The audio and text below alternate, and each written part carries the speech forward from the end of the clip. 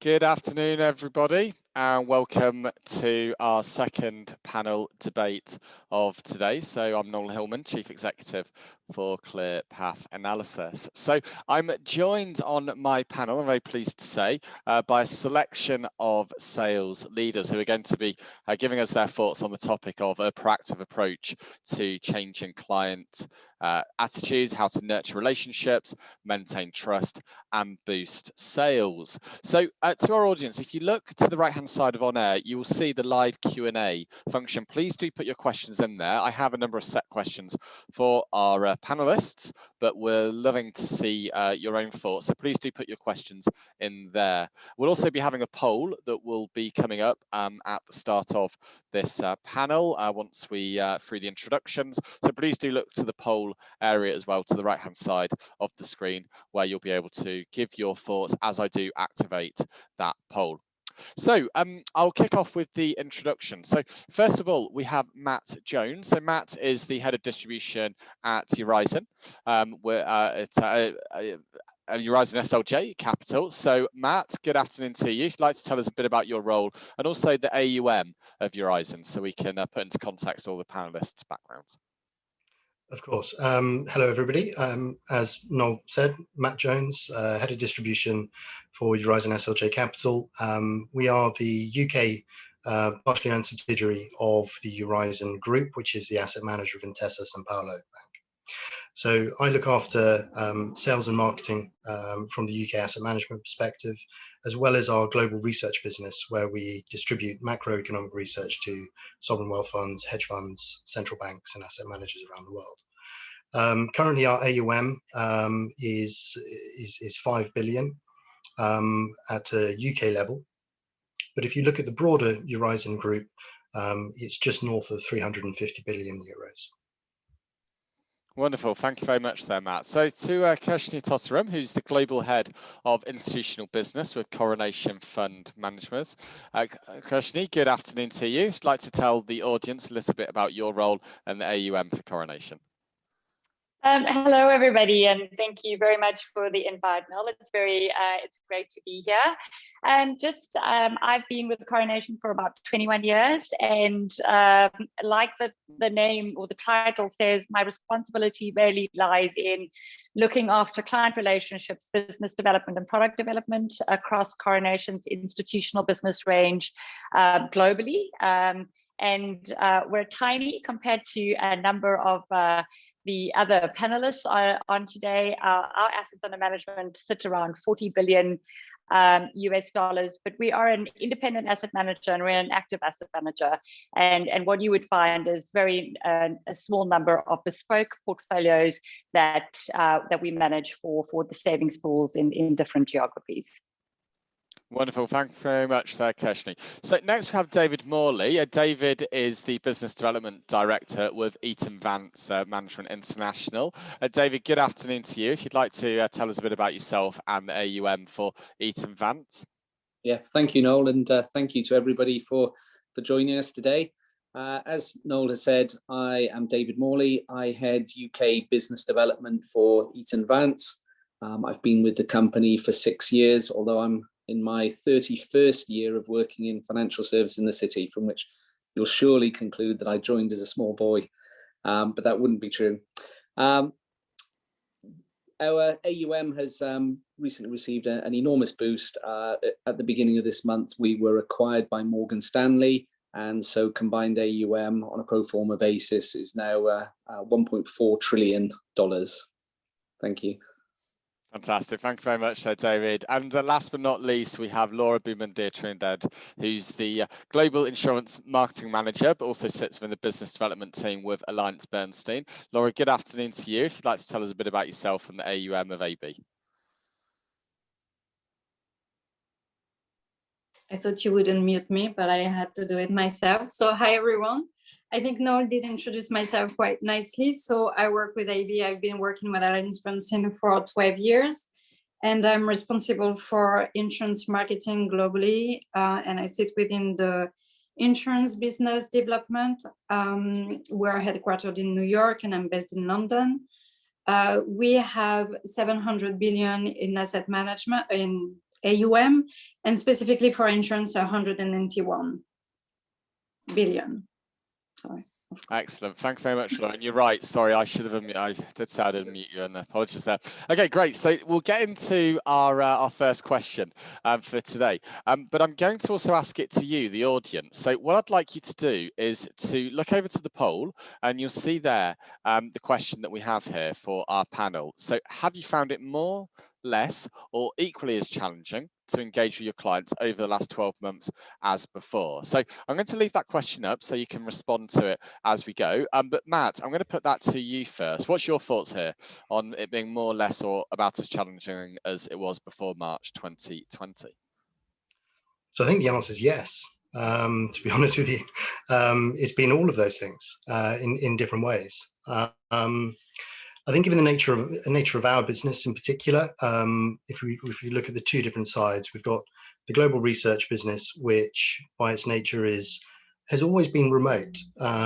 So we're dealing either with Asian sovereign wealth funds, central banks, either sort of from Europe through to America. And then we've got the asset management business, which again comes in two parts. We've got the sort of the pan-European distribution, and the UK. So the more challenging element has been the UK, where we've launched this year into the UK asset management industry. We've launched the UK's first UK domiciled China onshore bond fund. And I think where those challenges have come is forging brand new relationships, establishing a brand new brand in this environment. I think it'd be foolish to say that that's not been a challenge. So I think it's been a fair measure of all of it. And what I've been grateful for is being able to take the lessons from the more, I suppose, digitally enabled research side of the business and establish that in the UK. So to overcome the challenges, what we've done is we've embraced digital sales enablement, artificial intelligence, natural language programming, as we set up our ecosystem to overcome some of those challenges. Thank you very much. Kirshni, your thoughts on this, more, less, or about as challenging as it's ever been? Yeah, so I think it varies. In some cases it's been more challenging and very similar to what Matt's just said, and in other cases it's been a bit easier. Now, where's it been easier? If we just go through the initial phases of the market where there was increased or very heightened volatility, we communicated a lot with clients, and it was easy in the sense that they really wanted to hear what we were doing in the portfolios, what was going on, was the world coming to an end, should they take the money and hide it under the mat, just those types of discussions. So it was easier then to connect with your clients and actually have quite a lot of airtime with them. But those were existing client relationships. And so in a way, the current situation, the more digital environment does actually favor established relationships that have already established a high level of trust. Where it's been a lot more challenging is clearly, as Matt said, in breaching new relationships and forging new relationships, in trying to engage with clients or prospective clients that you've never dealt with before. That is a lot more challenging. It's a lot harder. But equally, on the other side, geographies fall away. And our entire team is based in Cape Town in South Africa. And we've got a client servicing team and a business development team trying to service the entire globe from the bottom of Africa. And when a world becomes a lot more open to digital forms of communication, it melts away those boundaries. So it makes things easier. And I think we mentioned earlier some of those exhausting road trips where you would spend 2 weeks running across America, that you no longer have, and that fatigue goes away. So there are elements that are definitely better, but as a whole, I think that we would say it's been a challenging year, and it's required a real change in mindset as to how one deals with clients. Yeah, fantastic. Yeah, David, if I could come to yourself on this same question about more, same, less challenging. Yeah, all of the above, and to an extent, things are much the same as well. So a complete fudge of an answer. I completely recognise Kirshni's comment about existing relationships are certainly easier than forging new ones. Those people that we have struggled to engage with in the past are perhaps even more difficult to engage with, and those that were very engaged with us in the past have been perhaps even more so. And I think the key thing for me, so as not to repeat too many points, is perhaps to talk about what's different. And I think home working has introduced a significant element of difference. There's a greater respect needed around our clients' time and their circumstances. Working hours are different. Childcare has been a big factor. Zoom fatigue has been an issue, and we've just had to adapt to a different way of engaging with them. Yeah, to the point about international business, we've certainly seen, to a large extent, it's made things easier for us. To a large extent, we're dependent on visiting portfolio managers, particularly from the US, and it's made it easier to get those people in front of our clients, and we're no longer confined to that roadshow style mentality where we cram all of our meetings into 3 to 4 days, that we can work to our client's timetable. I'll leave it at that. Yeah, thank you very much. Thank you very much there, David. So yeah, Laura, I'll come to yourself. Last but not least, anything further to add, do you feel, on this question? No, I would say this is extremely similar to everything that has been said earlier. Definitely extremely challenging for new businesses, but in a way we were extremely busy as well. So it was really difficult to create new business, but it was not that difficult to talk to new people either, but it was more difficult to come and close the business, close the deal. It was easier to talk to our existing clients because they needed to make sense of everything at the same time as we did, and that created this bond. But definitely the difference that we have seen, so we are based in New York and we have a global footprint, was just much easier to connect with everyone. We could do much longer hours, unfortunately, or fortunately, we could connect with Asia without to travel 12 hours and have to cramp all those meetings in 1 week. And we have definitely our exposure internationally have just grown massively. So it was definitely challenging, very busy, but we have had some very good outcomes somehow. Wonderful. Thank you very much there, Laura. So yes, a poll has been made live. We've got the results that are coming in at the moment. If you haven't already added your thoughts, please do go to the poll now to add your thoughts there. I can see there's a couple more votes that are coming in. What I'll do is well, actually, I'll share the results and then we can see where we are. So 89% found it more challenging. 0 found it less challenging, not much of a surprise there. And then 11% were about the same as before March 2020. So if anything, actually, I might have been a bit surprised by those saying it was about the same as March 2020. I'd like to have your nerves, quite frankly, if you were finding it about the same. But anyway, but it's interesting. This obviously is a digital world, and digital stocks went through the roof. So clearly everyone's been able to make the most of it through the past year. Now I'll ask that to a panelist, just what their thoughts are there. You know, when we look at about the same as before March 2020, do you think that digital has actually been something that's been largely embraced? Kirshni, if I wouldn't mind just asking that to you, because I know obviously from South Africa, you've probably got the greatest challenge of reaching out to those in Europe and North America in a way that maybe the others don't. What's your thoughts there on the way that digital is playing a role? Yeah, I think digital is playing. It's quite a substantial change.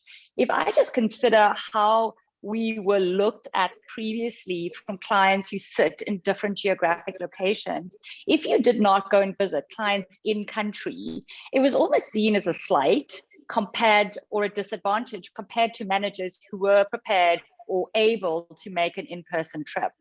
And I think that because we're in a digital world, everyone's in the same bucket, they've been a lot more open to dialogue. And then I think the point that David made earlier, which is very important, is that now it's not just a 3 or 4 day period or 5 day period where you're trying to get someone's time and attention, which may or may not work this time around. You're able to slot in a meeting that suits different clients at different places in different geographies, time zones, at a time that's convenient for them. And all of a sudden, it does make it easier for them, and their willingness to talk to you, I think, increases. We've had one of the big things that has been different is that the approach by region varied depending on what individual countries were going through during the course of the pandemic. And I think one had to be very sensitive to that. And for me, that sometimes you can get lost because you're not there on the ground, and it may not be easy to understand what's going on.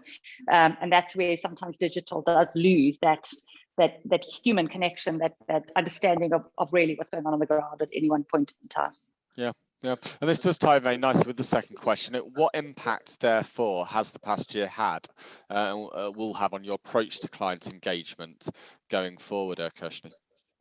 Yeah, so I think firstly, I think client expectations have changed, and it may be for the better, it may be for the worse. I'm not too sure, but there's a couple of things there. I think they're embracing digital a lot more, which is fantastic, because it does mean that we can be much more effective and much more efficient with the communications that we have with various clients.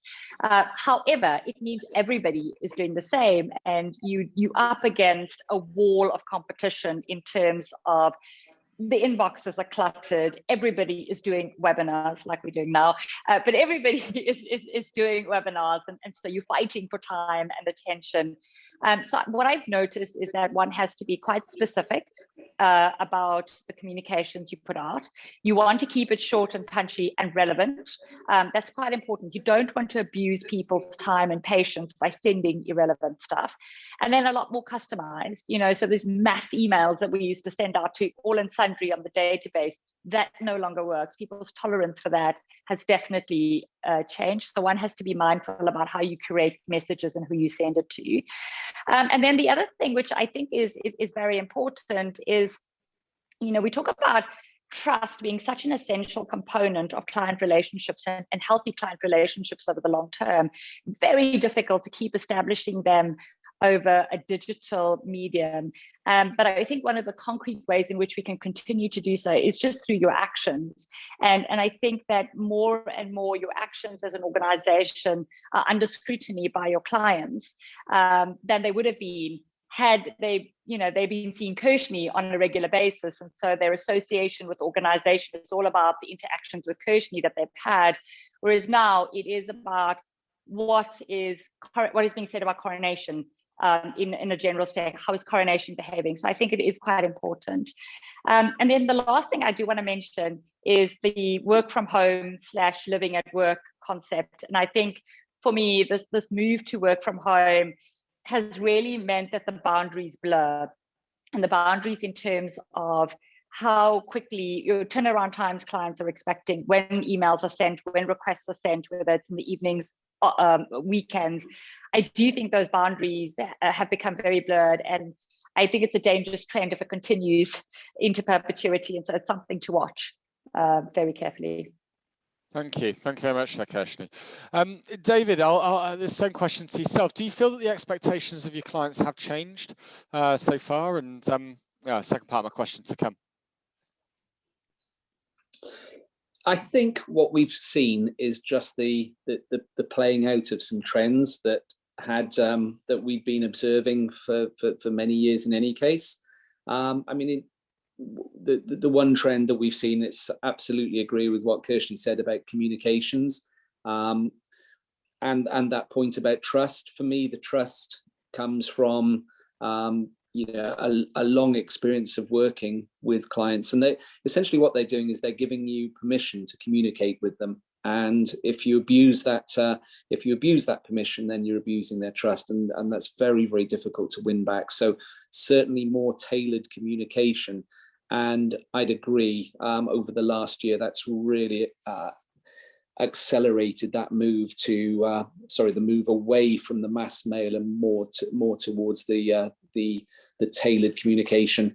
And my colleagues in marketing perhaps don't get the analytics that they might do, but I think that's, you know, the benefit is the much better effectiveness of the communication. The second trend that I would just highlight is this move towards our clients favouring a smaller number of deeper partnerships with clients as well. And I think in a scenario where meeting managers is more challenging, doing on-site due diligence is near impossible, again, that really leads towards deeper, more valuable relationships and a more partnership style of working. Wonderful. Thank you very much there, David. Laura, if I may come to yourself with this same question, do you feel the expectations of your clients have changed? If so, how have they changed and what impact is that having on your approach to client engagement? Definitely has changed. I agree with David that was a trend that was going on and kind of accelerated with the COVID. I think one thing that I totally agree with Krishni on, and we see that a lot, so 100% on digital, making sure that you use your data, your analytics, and make sure that you communicate accordingly. Some people like videos, some like read, some like podcasts, so make sure that you don't use one media for everyone.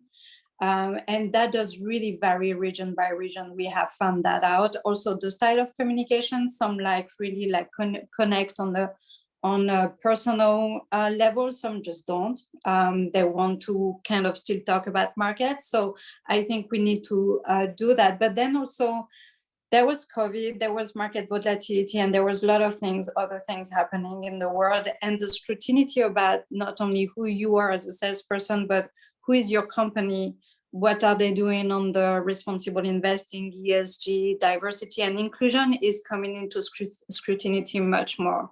And these, the expectations on this has probably right now is one of the biggest that we have with them. Thank you very much there, Laura. Matt, is there anything you'd like to add to what the rest of the panelists have said? Not so much add. I think it all rhymes. I agree with all of the points made. I think the one thing that I would sort of say is, picking up on a point that David said, it is absolutely about trust, and being hyper personalized, and not just sort of using a blanket approach. And whilst the marketing side may lose analytics to sort of wave the flag for the for the salespeople, we as salespeople then become the analytics. We have the close relationship with the clients, and that's where the communication internally is extraordinarily important. The final point I would make is really, and I've noticed during the course of this pandemic, my inner geek has really sort of risen his head a little bit when it comes to digital and technology. It's using digital sales enablement and using an efficient platform to be able to meet the intensified expectation for quick turnarounds. Though that was already there, but I think the points made by by Trishni and by David and by Laura are correct. It's really that sort of that's been put under a magnifying glass, and so really the use of digital, I think, is the key in order to be able to be hyper personalized, to be timely, and therefore sort of really reward the trust that clients are placing in you. Thank you very much, Matt. We've had an audience question that's come in. I'd like to put this to Laura. Laura, the question is, what's the panel's view on how evolving tech applications can help add value to that being data insights in the client asset manager relationship, especially in what we assume will continue to be a hybrid environment going forward, so the mix of virtual and occasional face-to-face engagement. Obviously, your role crossing over with marketing with the business development team. What is your thoughts on the role that hybrid is going to have in supporting business development and in business development being able to optimally do their job?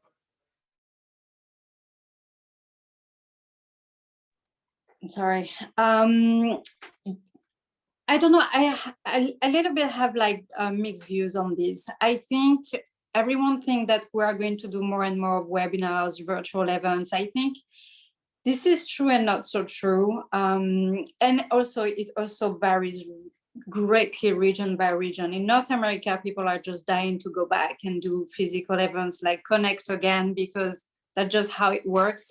Sales on the phone, sales on iPad, Zoom, it's okay, but at some point you just want to mingle with more than one peer at the time.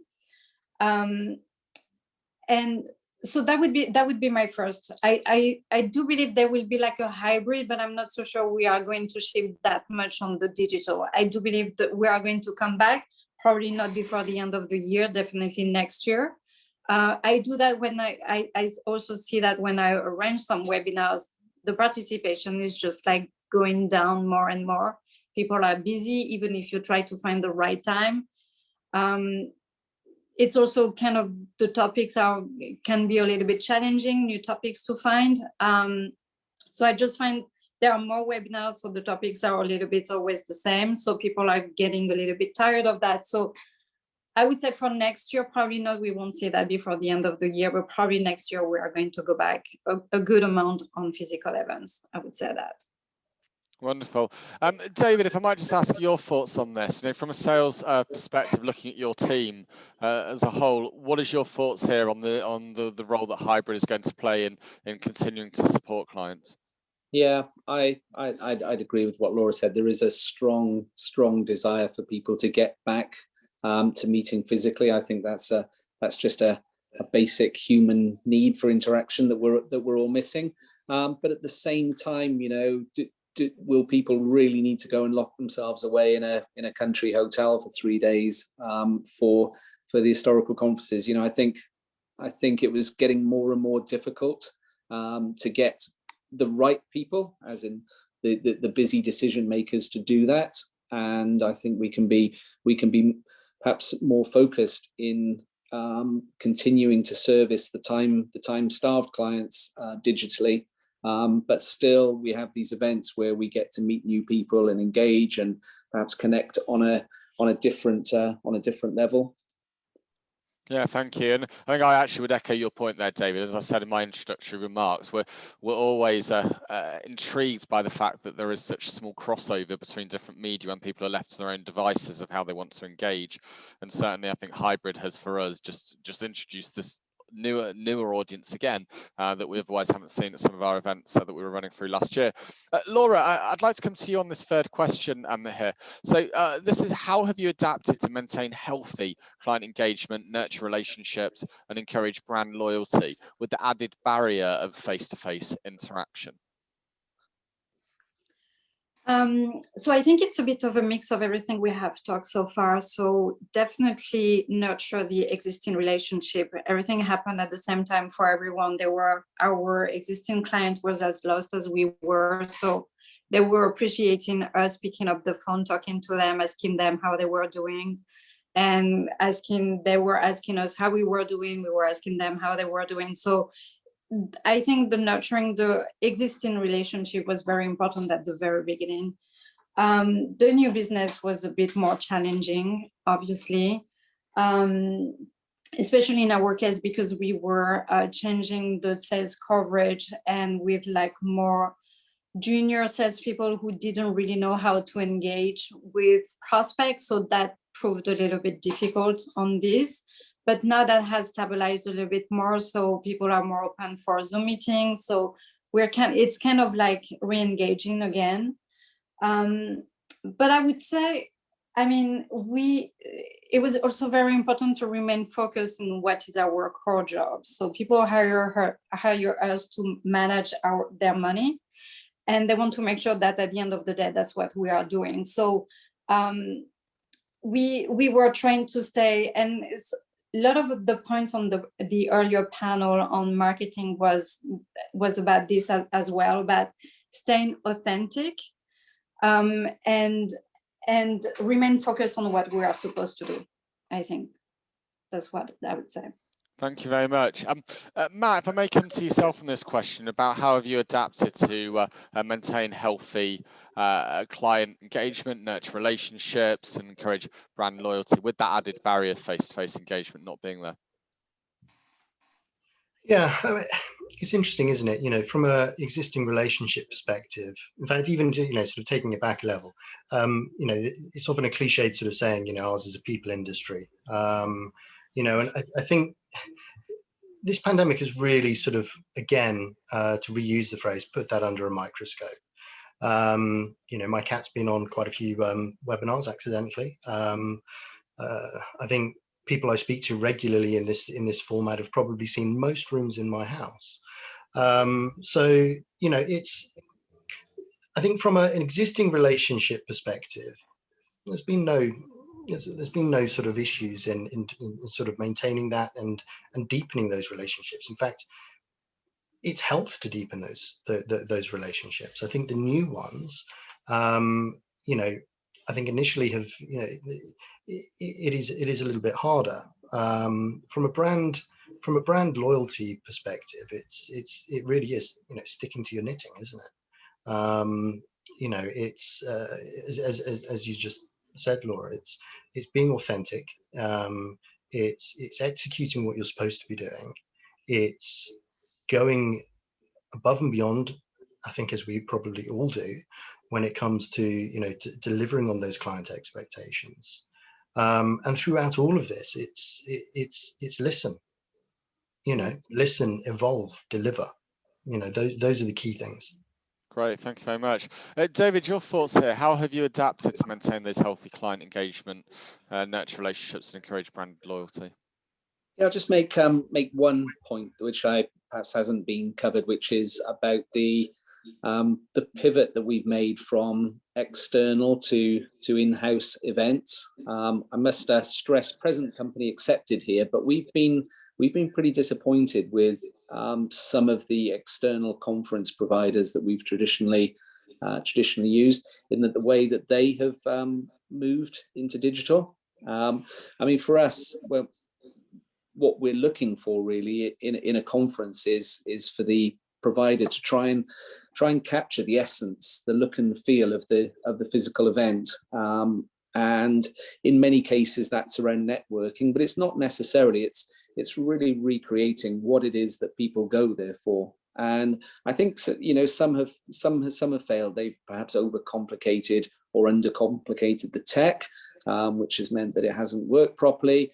The networking just hasn't been put in place, or the prospects just haven't wanted to stay around for it. So we've certainly pivoted to putting much more emphasis on internal events. We have control of the technology, we have one-on-ones with the audience, we can control the content and so on. And it'll be interesting when they, you know, when some of these providers come back to us with a move back to physical. You know, we could be having a conversation with them about the relationship going forward. Fair enough. Fair enough. As I say, present. Glad you said present company accepted in that answer. Yeah. Actually, if I may come to yourself on this one, have you adapted? I'm just waiting for my next conversation with David after this webinar, just to say. Anyway, yeah. I realized that. It was present company accepted. I just want to add that. He did say that at the start. So he did lead with that. He did lead with that line. So there you go. I think I would echo what everyone said. I mean, we have a key belief, a cultural belief in our organization that trust is earned. And I think that when you talk about client relationships and how you develop or keep brand loyalty and build trust, it's ultimately about sticking to your knitting and delivering and staying focused on what you are meant to do and doing it. I think that goes a long way to keeping those healthy relationships as a start. And then absolutely, I think we can do as much as we want digitally. But there's a saying, I think, by one of the ex-US foreign secretaries that if you want a garden to bloom, you have to tend to it. And relationships are very much like that. And I think in reality, we will move to a lot more face-to-face interaction, whether it's in the form of group interactions or individual, but definitely using all of the digital enhancements and technologies that we've all learned to use. You know, I mean, we're all on Zoom. I didn't know about Zoom in February last year. So I think we've all learned a lot, and we're going to use those, but it's not going to replace human interaction. Okay, thank you very much. We've got 4 minutes left, just less than 4 minutes. So I'll put my final question to each of you and just ask if you take no longer than about 30 seconds to give your thoughts, maybe some high-level pointers. So David, I'll go to you first on this. What lessons have you learned throughout the past 12 months, and will your sales and business development strategy change for the long term because of COVID-19? Yeah, keeping it very brief. Essentially, things shouldn't change too much. You just have to adapt. So you look at the overall client experience from the shop window through the transactions, the after sales service. Just think about how that has been impacted by these by the home working, the changes to working practices, the changes to buying practice. Just remap that and just make sure you're doing these things superbly. And very quickly, the other thing is just about relationships. I think there's been a big focus on authenticity. We dress casually for meetings now. We see each other's bedrooms and so on. I think that's just changed the nature of relationships that we've had with clients going forward. And I think that's a very positive thing. I think we will have stronger partnerships as a result. Great, thank you very much, Matt. If I may come to yourself on this, your thoughts on whether this impacts long-term changes to sales. Yeah, I think it does, and I think it's all in a very positive way. It's enhancements. It's adding to that overall relationship. For us, it's the use of digital enablement, as I mentioned, so that we can respond in a very insightful and very quick way to clients. And it's really sort of taking the learnings and making sure that we can beat client expectations as time goes on. All right, thank you very much. Kirshni, your thoughts? We've got about 2.5 minutes left. I'm going to, unmute very quickly. No change to strategy, but what are the key lessons we've learned is that not everybody knows how to communicate on digital. So we've had to train people about setup, about not putting themselves in front of a window with bright light behind them, and also how to keep communication brief and punchy. Those things are going to stay, but actual strategy, it hasn't really changed our strategy and approach to how we would grow the business over the long term. All right, thank you very much, Kirshni. Laurie, your thoughts on this? You have 30 seconds for it. Same, not really changing strategy, but definitely listening more the consultative approach and listening and adapt. It's not more like if you want, like I'm not going to sell you something black if you want something red. I think by now we know that, I would say. Fantastic. Well, thank you very much to our panel, to Matt Jones, to Kirshni Totteram, to Laura Buba-Trindad, and to David Morley for sharing your thoughts. That brings us to the end of our panel debate and to the end of the webinar, Inciting the Changing Mind of the Client. To our audience, thank you very much for joining us for this afternoon's presentations, for this morning's presentations, for those in the States joining us. We will be following up with further information on this topic, so do look out for that from us. And to all of you, thank you very much for taking time. We look forward to speaking with you soon, and we look forward to the chance to engage with you as you do figure out your communication strategy, marketing and sales as we move forward out of the pandemic. Fingers crossed that we'll be out of it soon, but please do enjoy the rest of your days. Thank you very, very much. Thank you.